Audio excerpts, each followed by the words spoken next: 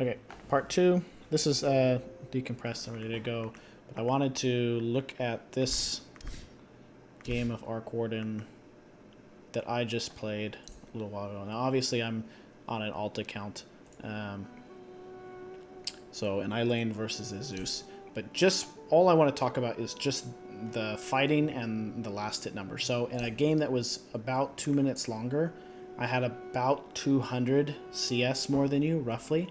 And I was fighting as well. And a lot of that is just because I spent way less time dead and because I had my Maelstrom and travels much faster than you. So if we go look at my player items, I had BOT's Maelstrom at 17 minutes. And I don't have access to yours, but it was about like 20 minutes or something that you had yours on the other game. And a lot of that is just because I ignored other engagements. Not just because I was better at CSing in the lane, but because I ignored other engagements to make sure I could get those items. That way I could have this really quick item timing. Oh, here it is. Let's see. Warden. Yeah, 21 minutes, 21 seconds. So, and that makes a huge difference to have, you know, your farming combo 4 minutes faster. You get a lot of last hits on Warden once you get that combo. So let's go here to the loss. Same thing as last time. We'll briefly go and just look at the picks. So you were second phase, so you saw everything. That was 3, 4. You saw Warlock Tiny. So I don't have any issue with either of those heroes. There's no like huge crazy counter or something. If you like the hero, it's strong, you might as well play it. It's an annoying hero to deal with Warden just because of the gap close. If you get too much vision on you. Oh, this guy has no chill, man. Friends, Let us skirmish. our enemy is crushed and our for victory assured.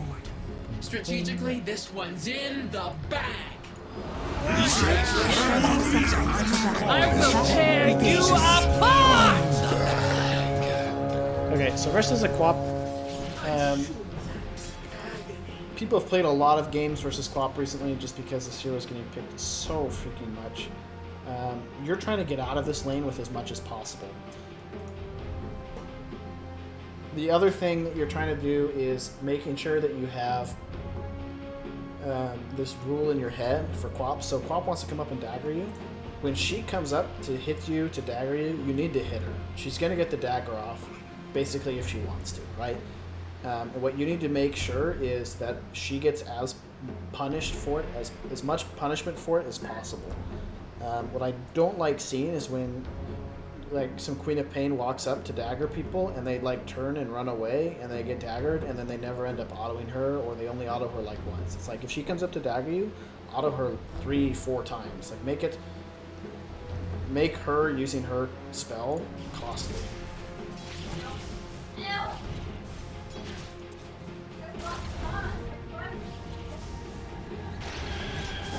That's good. Heads up. Making sure you get the rage creep. Turned out you didn't need the Spark Wraith, but if you hadn't done it, you would have felt like an idiot. Denied. So you drew aggro there. I didn't Dire's really talk courier about has aggro been last game killed. versus Necro. That's something that you can do as well. And here, you're kind of at a loss for what to do. So you kind of have, in those situations when your creeps kind of run under the tower, you've got a couple options. So you can go and stack a camp for yourself. It's not time to stack, so that's not a real option. You can harass the hero. It's hard to harass Quap. You don't really want to get daggered. She's level 2, so maybe she has blink, maybe she's Scream of Pain. You definitely don't want to take tower hits. And your last option for not moving is to try and deny. Again, not the best thing you can do. On the range creeps, it's pretty easy to mess it up because after the tower hits it twice, if you hit it at all, then it messes up the CS for the Quap. But here, you should just run back. You either want to mess up these CS for her, or you want to go and block, since you can't stack and you can't harass. So here, You tried to mess it up, didn't work out. And then you don't even block here. And so now Yeah, you so kind the of lane have is a still mistake. pretty much just as bad. Well, it's even worse because now she's on the stairs because she drew aggro. Right. Fortune high ground miss. Yeah, I guess. That's life. So, and again here, we'll just watch this. Like, look at how many times you auto her for the cost of a dagger.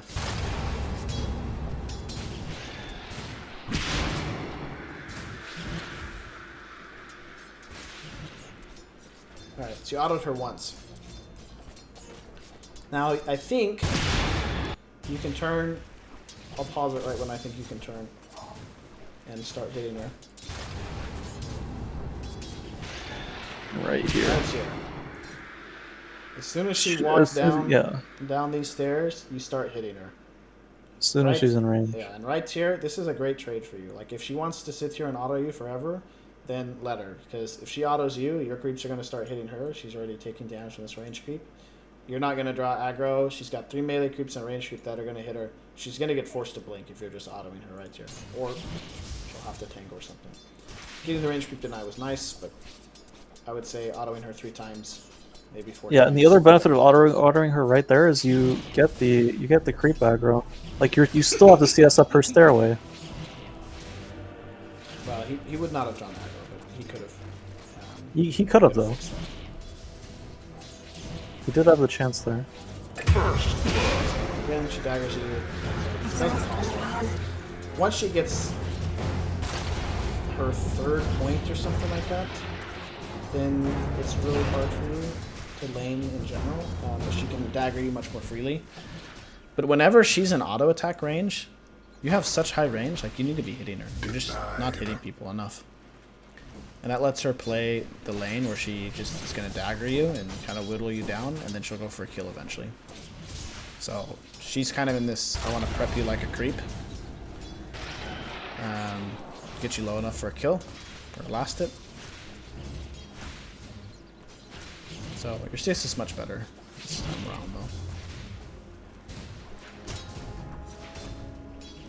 It's obviously not perfect, but it is a hard one.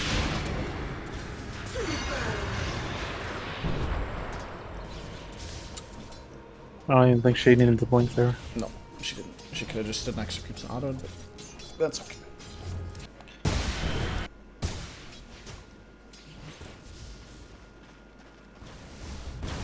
And the reason why I say that is because you're not autoing her enough. So here, so she's not taking any damage. in here, you just made no decision instead of making. You could have either decided to run away so she couldn't dagger you, or to just hit her the entire time and do damage. And you chose to stand here and do nothing, which is why this trade looks so bad for you. It's like here you can hit her, here you can hit her, here you can hit her, here you can hit her, here you can hit her. It's like you could have hit her 5-6 times pretty easily. Instead, you get her once, and you got daggered. So it's like, pick. Hit her 6 times and get daggered, or don't let her dagger you.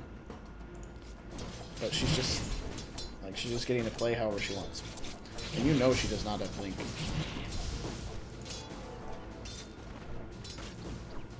Small thing, but get your tank on your inventory.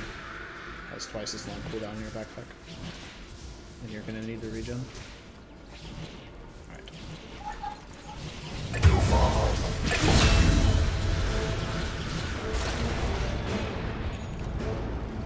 My thing. See you later, nerds.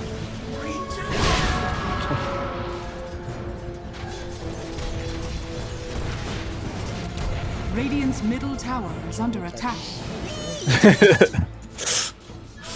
Wonderful games. Yeah.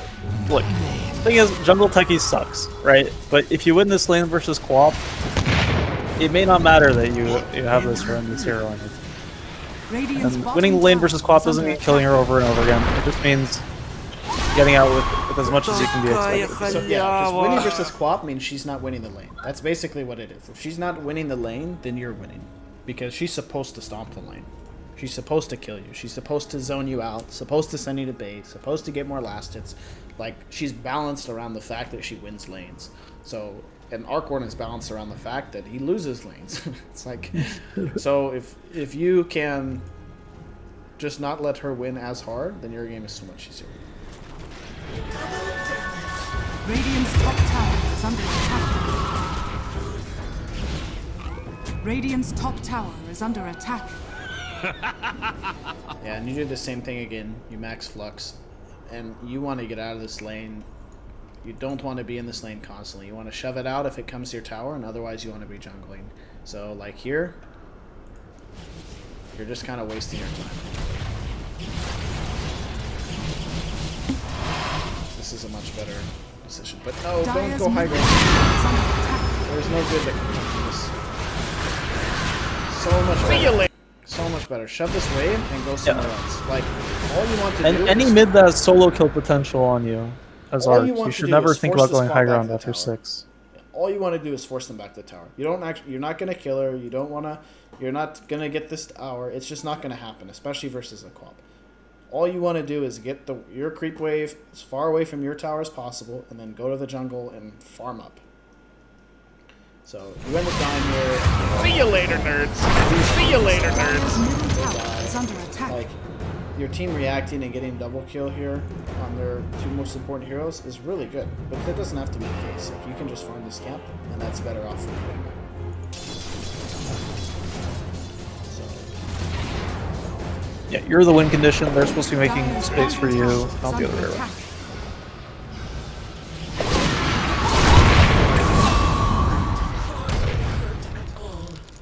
yeah, I think when the game progresses to this point where the laning phase is sort of over, you don't cross the stairs with your main hero. Just like a general rule. Like, you have this stack that you're not taking, and you just kind of keep forcing the issue, and you're just out of position. That's really what it is. Radiant's top tower You don't is even under have attack. your Dire's middle tower could be is under playing- attack. You'd be playing way back here. You've got this mega stack that Techie's made. You can even ask Techie's, like, hey, come help me take this stack, just so you get XP.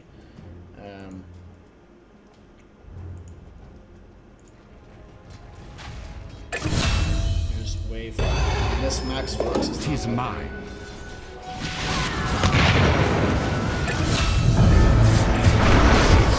Radiant's here middle you get a tower kill, is and under then you attack. die. It's like every time you come to this lane, there's going to be a Quap blinking on you, and that's just how it is. Like, the enemy team sees you as a win condition, so you got to hide. It's like you got to force them to come to you.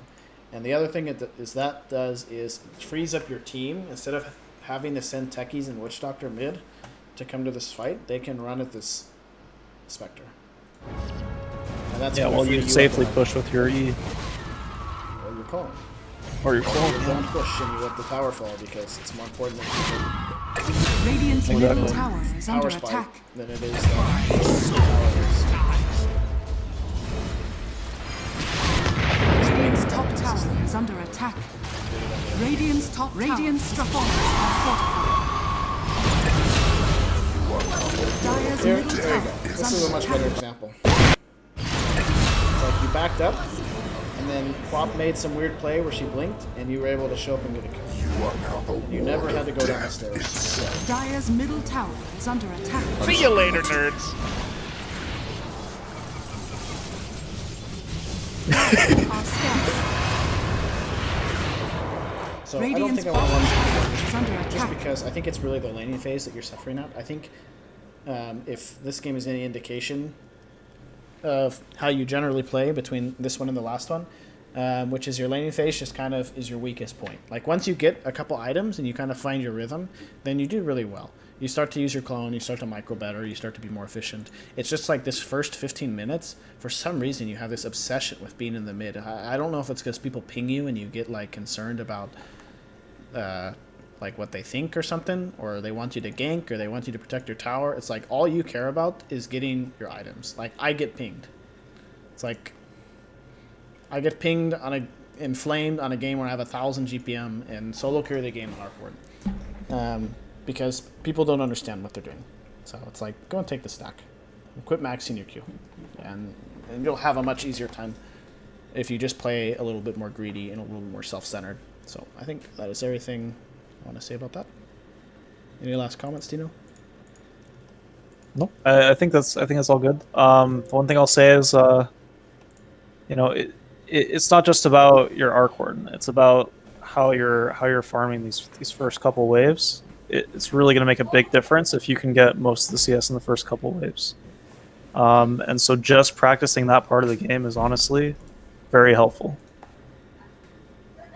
Yeah, you're lower net worth than your techies. So it's like just abandon it. If you're not having a good time in your lane, abandon it. So go watch every single high MMR Terrorblade player. If they're not on some YouTube video of them stomping their lane 4-0, they're in the jungle at level 4 with and maxing illusions so that they can farm jungle. So same thing on Arc Warden. It's like you just lose lane. That's just how it is. It's hard. So max your Spark Wraith, get points of Magnetic Field, go get your farm. If this Quap wants to dive you in your triangle and kill you, like you're making her work a lot more for it for the same effect as killing you mid. So, alright, I think that's everything.